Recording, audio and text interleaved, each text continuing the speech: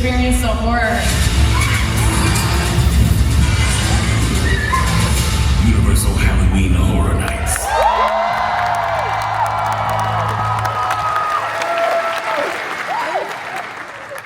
What's up, MegaCon? Oh my goodness, this is a lot of people. Welcome everyone to Halloween Horror Nights' 35th anniversary panel. Can we make some noise for 35 years? My name is Liam Crowley. I come from Screen Rants by way of New York City, and I'm your host for this evening. Halloween Horror Nights 35 is way more than just another milestone year. It is a celebration of decades of storytelling, innovation, and unforgettable nightmares. Today, we're going to pull back the curtain on the creative process of what makes Halloween Horror Nights so special. From the first spark of an idea to the final spine-tingling scare. We're going to reveal how haunted houses, scare zones, and iconic characters have evolved year after year, and why this legendary event continues to captivate audiences worldwide to this day. And we're going to have a few special surprises along the way. I'm not alone on this panel. Let's meet some of the masterminds who make Halloween Horror Nights so special. First up, Mr. Mike Aiello.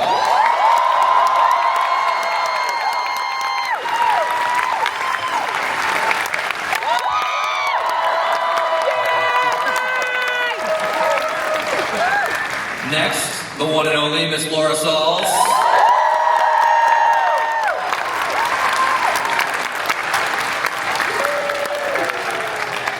And finally, make some noise for Mr. Charles Gray.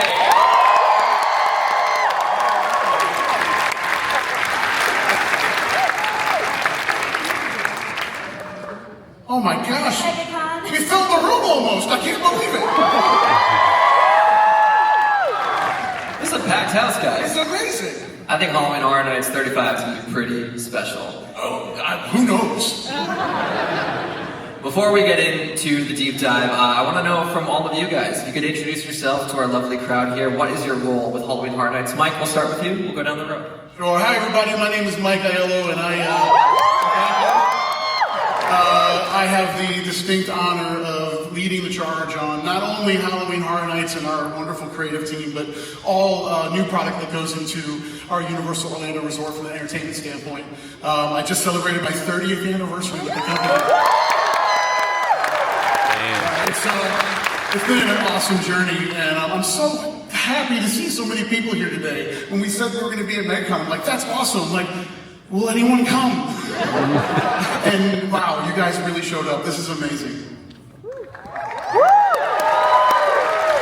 It's 10:30 a.m. by the way. Everyone here, Saturday morning. This is unbelievable. Thank you guys so much for packages. Yeah, this crowd is not an early crowd. Like, we're all night owls. 2 a.m.ers, right? We're 2 a.m.ers.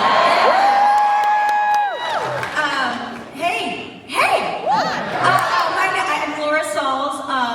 Like Mike said, I get to work with the incredible Mike Aiello, but I also get to lead the incredible team that does all of our marquee events and productions, one of which is Halloween Horror Nights. We work on Halloween Horror Nights 365 days a year, and we love it. Me personally, I turned 30 at Universal this July. And I've had the honor of working on Halloween Horror Nights since 1998. Wow! I love every minute of it. And as some of you know, I started my career as a singing and dancing Bride of Frankenstein with this guy over here, Charles Gray, as a singing and dancing Frankenstein. Hey, I'm Charles Gray. I'm so excited to be here. Thanks for getting out of your sarcophaguses to get here today. Very happy. I've actually worked, I think in April, I will have been at Universal for 34 years. I met Mike Aiello over a bucket of slime. That was fun at Nickelodeon. Yes, sang and danced with you. And one of my first gigs too was I worked on in the Boneyard Haunted House, which I think was HHN4, so I was a character too. Amazing. We have some tenured Halloween Horror Nights talent here with you tonight. Mike, to start with you, Halloween Horror Nights began as a 3-night event, and now it's a multi-month extravaganza. When you look back on 3.5 decades, what are some of the creative risks or decisions that you and your team made that laid the groundwork to make it is what it is today? Well, I think, again, looking back at 3.5 decades, and it's really strange saying that, I think for me, we're standing on the shoulders of foundation that existed before we started being the kind of creative forebearers of the content for the event.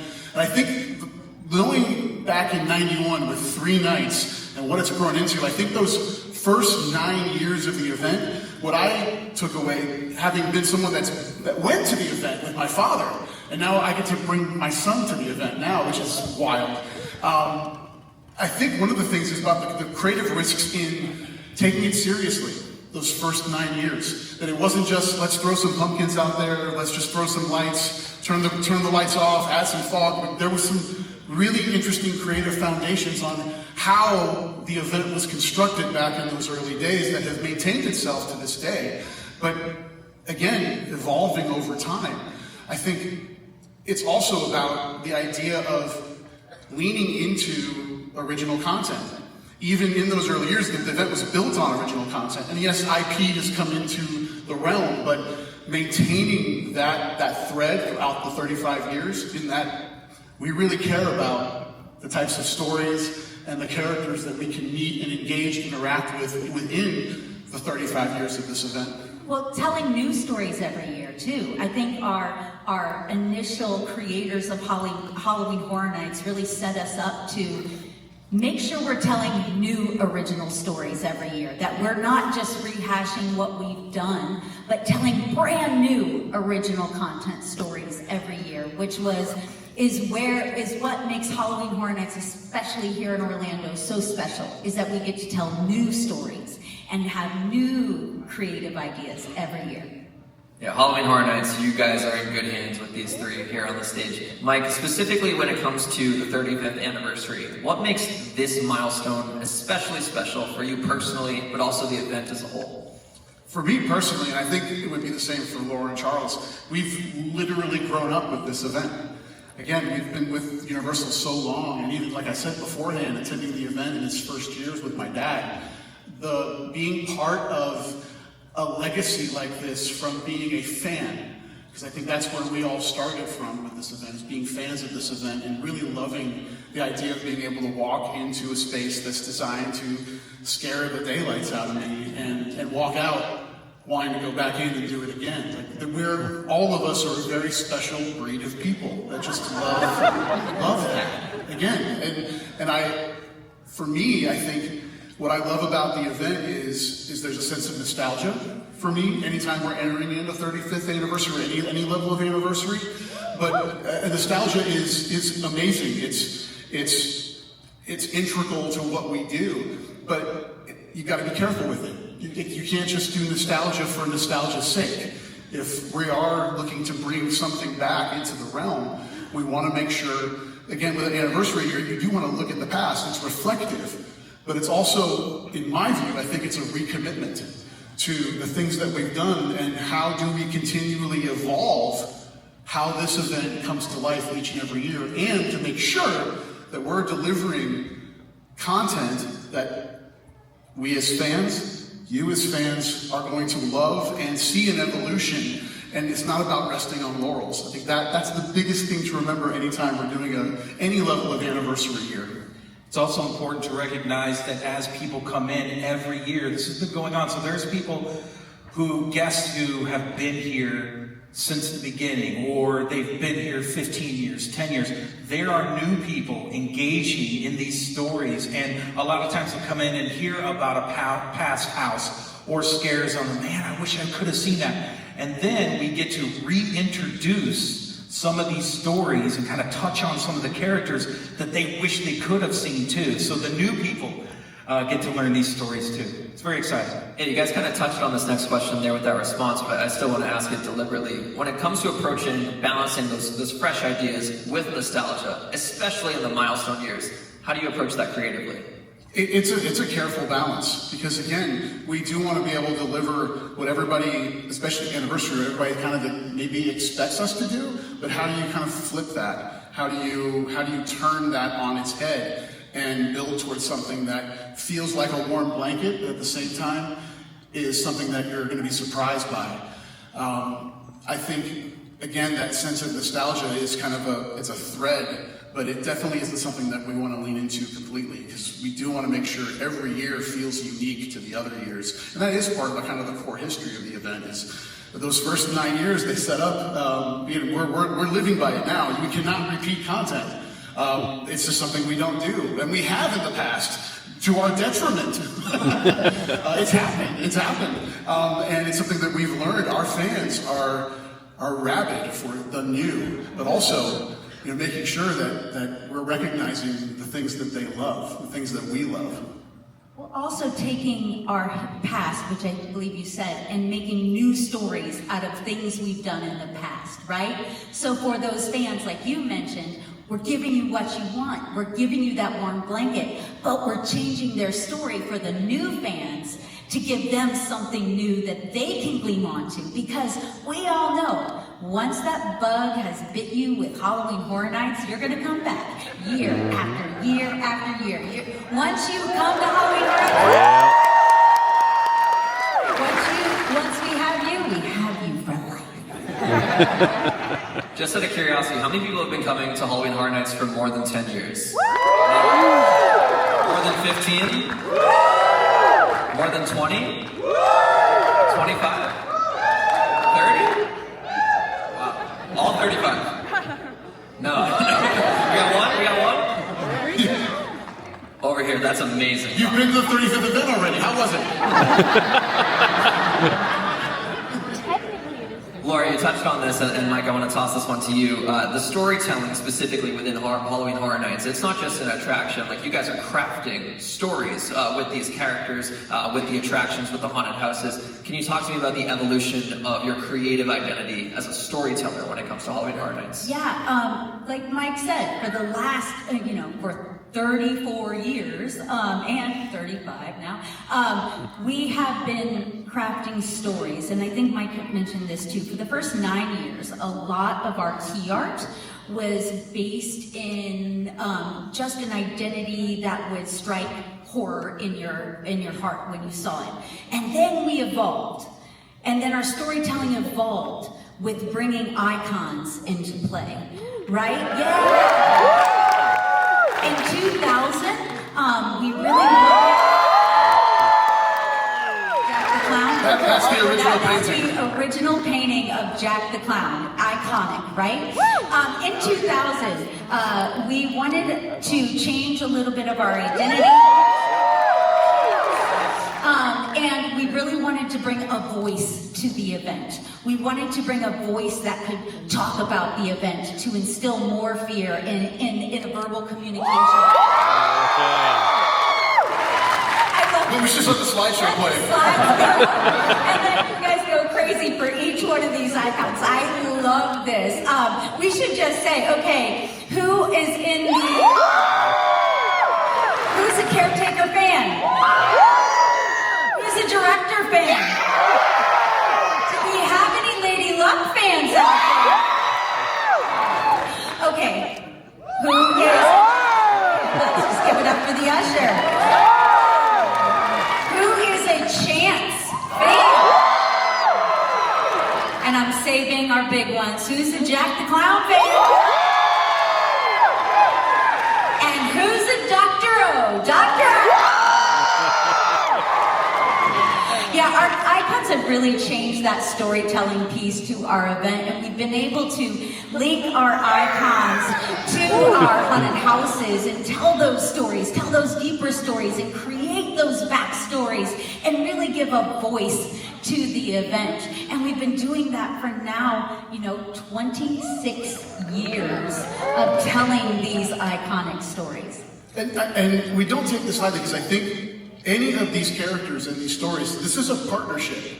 This is a 50-50 partnership between those of us who have the ability to create and those that want to know more and buy in. And that's all of you. Like these characters would not live and breathe if you all didn't love them and want them. Like that's the other amazing thing. This is ours. These characters are ours. And that is, I think, the really cool relationship that the event has with the fans of the event, is that these really do speak to the identity, not only of the characters themselves, but of the memories of experiencing the events these characters were a part of, with your family, with your friends, with those that you love the things that go bump in the night.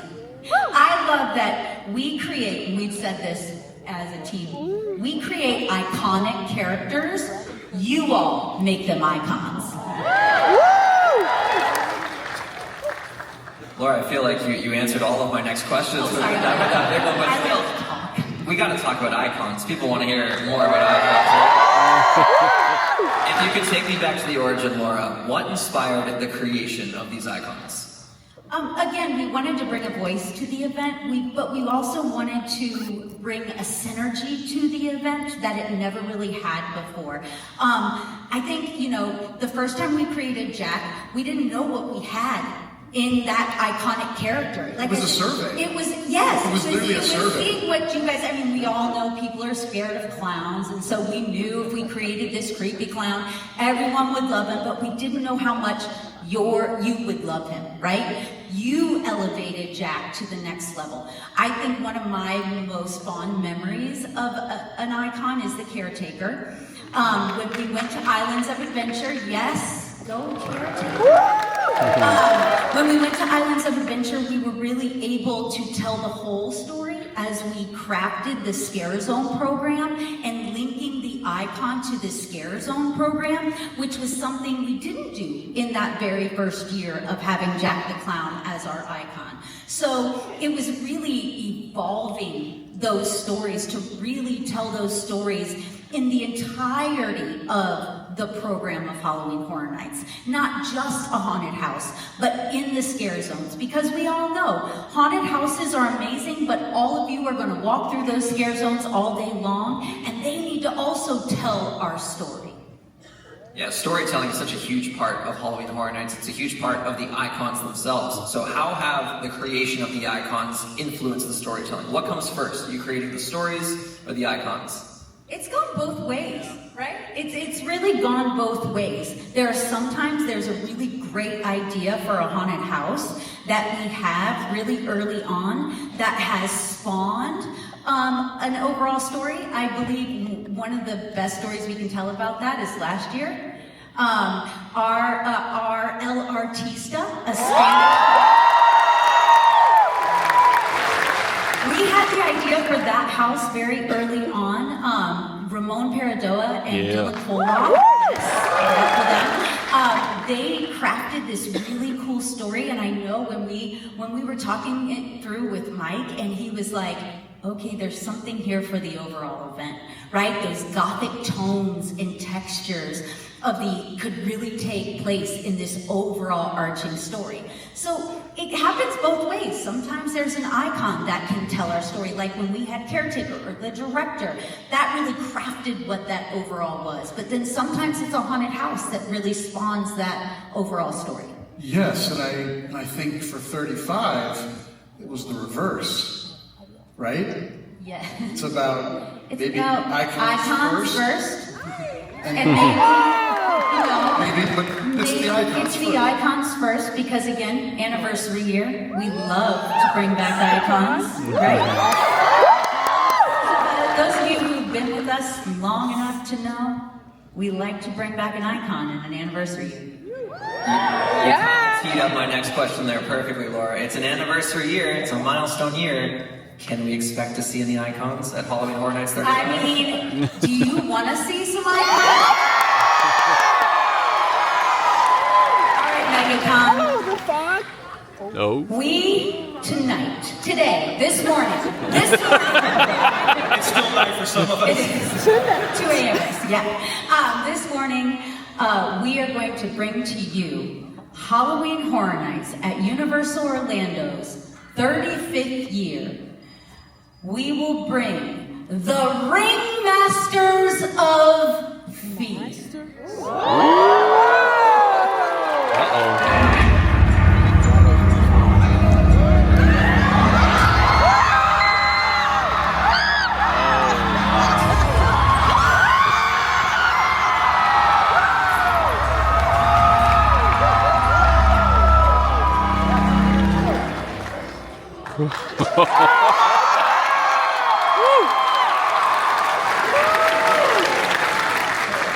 Something tells me this crowd is familiar with Jack and Oddfellow. But, for those unaware, for those who are unfamiliar with the backstory, Charles, could you tell us a little bit about Jack and Oddfellow? I could talk for 3 hours, so I'm just going to give you We got 3 minutes. 3 minutes, okay? For those of you who don't know, there's been a lot of little stories here and there kind of peppered through our event as we've gone on for quite some time. But boiling it all down, we didn't see Oddfellow for some time. It was really, we were introduced to Jack, and then we found out that Jack and Oddfellow, this other character, were at odds with each other. And then we slowly also found out that there was, if you remember the different iterations of Jack, there was the Ringmaster Jack at one point, and he had taken this coat and this cane from Oddfellow, and we still didn't know exactly who Oddfellow was. And in the story, find out that Oddfellow and Jack had a conflict early on, before Jack was even a clown. And he shoved him and sealed him inside a box. And then later on he came out of that box, Jack did, and he had stolen the coat. And then as the years went on, we were finally introduced to Oddfellow, and you all saw him. But this conflict has gone back and forth, more in legend than what we have presented. And this year, bringing them together, this is not a partnership. Right? It's a relationship of convenience, I think. Yeah. They aren't buddies, right? They are here because they know if they work together, they can engine more horror and put more fear into the hearts of all of you all. The big question that was asked after we introduced Oddfellow was who would win in a battle, right? They're like, no, Oddfellow, no, Jack, and it went back and forth, back and forth, and back and forth. Well, the reality is there is a story where they are the same coin. They're both different sides of that coin as it kind of flips through the air. But it lands on the edge rather than falling one way or the other as they are combined, like you said. And they're combined in two kind of really amazing words with control and chaos. Whoa. That'll come up later. Yes, so the overall thematic that we've created with these characters for 35 is, again, they are two sides of the same coin. They need each other. They're both different personalities, but when combined, they kind of fill out a single presence. And coming together, we thought it would be really fun, knowing that Oddfellow had his carnival, Jack had his carnival of carnage at certain times. If these two monolithic characters came together, what kind of event would they bring to the table? And the title of that event is the Infernal Carnival of Nightmares. For those maybe trying to write that down in your head, just look at each letter of the words.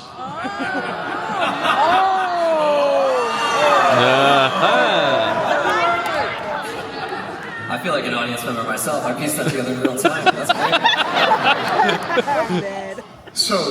And we can't go too deep. We want to so much, but we can't. The overall thematic is going to be taking you within the Infernal Carnival of Nightmares, and it's within that new vision between Jack and Oddfellow where all of our content is going to reside this year. So it is going to not only pay respect and evolve some of the legacy that Halloween Horror Nights has had over its 3.5 decades, but like any good Horror Nights event, we're going to present all new levels of horror that will invade all aspects of our park in a way that makes it the 35th anniversary. There's so much I want to say. I think there is one thing you can say right now. I think we can give them something right now. You guys, yeah, Let's talk sure, about let's do it. So, our merchandise partners, Charles, do you want to talk about our... we already have a design that we wanted to share with you today. We're very excited about this. Let's take a look at it. Yes! Wow. Sick. That's sick. I wish I could have that now. But you can. Say what? At the end of our presentation, you will have a QR code. This is merchandise that you can get today. You can. Wow. I know. We'll be repping these tees as we walk around MegaCon today. Our merchandise did an amazing job bringing Oddfellow and Jack together in this infernal carnival of nightmares on this amazing merchandise. It's amazing. You guys are going to want to scan that QR code at the end of the presentation. Mike touched on it earlier. I want to go to Charles, though, to get your input on this. Oddfellow and Jack are not exactly friends, as you mentioned. There might be just a common denominator that brings them together. Could you kind of tease what gets them on the same page? All right. Again, I could talk 3 hours about this, but I think I have 3 more minutes. We're doing good. We're doing good? Okay, we're doing good. What we want to do is tell this story, and it all began with Jack Schmidt. He was a murderer, an evil, conniving murderer that snuck off to a circus, and it was Oddfellow Circus where he hid. You know what? Instead of verbally saying all this stuff, would you all like to just maybe walk through it a little bit? Yes! Let's jump. We're going to introduce our first house of the year. Jack and Oddfellow, chaos and control. Yes. Oh, I got goosebumps.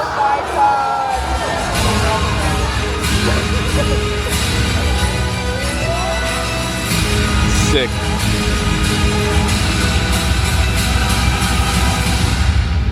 We are going to walk through the very beginnings through Oddfellow's voice. Okay, Mike, you gotta keep me honest here, because I'm just gonna talk. Go for it. When you go through the haunted house, we are going to hear the narration of Oddfellow telling us the story, the origin story of Jack, from his perspective, as Jack goes through this carnival on this killing spree. And of course, a lot of you know that history. It brought the police to that place, and then in desperation, Oddfellow had to seal him inside the box. Let's stop right there, because there's a new little twist, something that we've discovered. We all know that Oddfellow can go from place to place, right? He's a time traveler, go to different dimensions. He's taken over many different places. And we kind of coined the term for that, the Oddverse. And he has these different portals that he goes through. Well, the box was one of those portals. And again, I don't think my words are enough.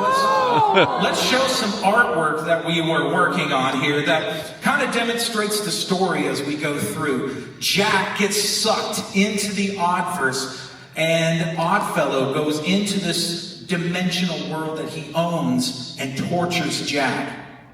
But Jack and being full of chaos, the battle begins because the power shifts, and Jack kind of starts to understand the Oddverse and how to manipulate things. And as we go through the haunted house, we'll see this battle ensue, back and forth, one taking the power, the next step. Let's bring up the next one, because this shows when Jack takes over here. I love this Easter egg too. If you know, in 2000 we had a show called Jacked Up. That's the logo for that show. A lot of little Easter eggs. In fact, I won't tell you where this takes place, because that's giving away too much, but it's a place a lot of you know in our history. And within this Oddverse, anything can happen. Characters can shift and change. Locations can be like an amalgamation of different things as we go through. So Jack takes over, Oddfellow's taken over, it goes back and forth. And one of my favorite things is, as Oddfellow's telling the narration, Jack, in the way he does, takes over the narration. He's like, let me tell my story, the way it goes, you know? So they go back and forth. So it's a little bit meta, too, as you go through. It's a lot of fun. Until the very end, when they make that choice, and you, the audience, are walking through these moments of this battle until they come together, chaos and control, and they have decided to take the power and soak it up and become even more powerful as they turn their focus on us, the guests. and that final moment, the final scene, as you will see them taking over the park, taking over this world, and really it is kind of the preface of you going back into the event and seeing how they've affected this entire world. Wow. Yeah. You can tell I'm a little bit of a fan myself. I'm like, and then. I did have a question about storylines, but I feel like you touched on just about everything right there, and I don't want to reveal too much, but I'd love to get a teaser for if we can expect any evolution in Jack and Oddfellow's looks. We always analyze that, and it is a big debate, like, should we change them? Should we present them as they've been seen? And there's been different iterations of Jack, but because they've gained so much power, because they have truly morphed in that level, they become titans, you will see a little bit of a tweak and change to the way they look also. Something I wish I could show you. Well, even in the house, like, Jack's getting messed up in this house. Oddfellow has a massive upper hand because it's his world. He's able to manipulate it. There's versions of Jack that have been designed that we've never even seen before. Yeah, in fact, we see him in his human form, Jack Schmidt, before he becomes the clown. So we're going to see this human form, we're going to see him become that initial iteration that we all know and love, and then the way he's tortured, ripped apart, manipulated. This is a bit of a violent house too, I'm telling you. So there's a lot of conflict there. We're displaying the power that they both have. Did I do good on time? You're great. But the one thing we did kind of bring from last year into the creative thinking of 35 was, we've got an overall thematic. Is there a level of story that we can tell within one of the haunted houses? So between the house and the overall event, you're getting the full story of, you enter the event, they're already working together. But how did that happen? The house is going to tell you that story. So you're really getting a full circle approach of the inner workings of what the storyline is for Halloween Horror Nights 35. It's very, very cool, very fun. Dylan Collick is the designer. Yeah, Dylan's the designer. You guys know Dylan.